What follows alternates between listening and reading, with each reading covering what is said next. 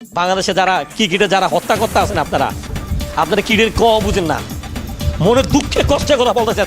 সাকিব শান্তদের সামনে পাইলে জুতা দিয়া মারুম।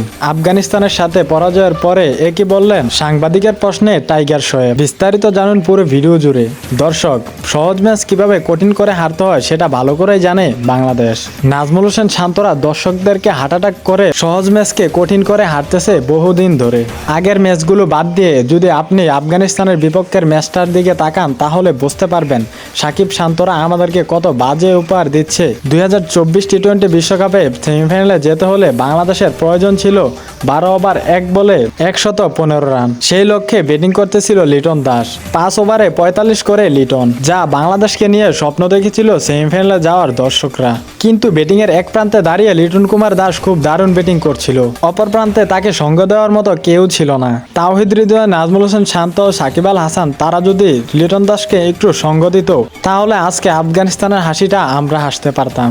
যাই হোক, 12 ওভারে 115 রান নিতে পারেনি তারা, কিন্তু 20 ওভারে তো 115 রান ব্যাপারই ছিল না তাদের। শেষে 70 বলে বাংলাদেশের মাত্র প্রয়োজন ছিল 50 রান, হাতে ছিল 6 উইকেট। এমন সিচুয়েশনে থাকার পরও ম্যাচটি হারতে হলো টাইগারদের, তাও আবার 9 রানে। আপনি যদি এই বিষয়টা একটু ফ্রেশ মনে চিন্তা করেন তাহলে আপনার মনেও এমনটা কাজ করবে সাকিব শান্তদের জোতা দিয়ে মারতে। আফগানিস্তানের বিপক্ষে সহজ জয় ছিনিয়ে না আনতে পারাতেই খেপেছে টাইগার শোয়েব। টাইগার শোয়েবকে সাংবাদিক প্রশ্ন করাতে তিনি বলেন, আফগানিস্তান এসেছে কতদিন হয়েছে, কিন্তু বাংলাদেশ তো অনেক আগে থেকে খেলতেছে। কিন্তু আফগানিস্তান কিভাবে এবার টি-20 বিশ্বকাপে সেমিফাইনাল খেলে, এটা দেখে বাংলাদেশকে লজ্জাবোধ হওয়া উচিত। তারা দর্শকদের ইমোশন নিয়ে খেলে, তাদেরকে ক্রিকেট থেকে বহিষ্কার করা উচিত।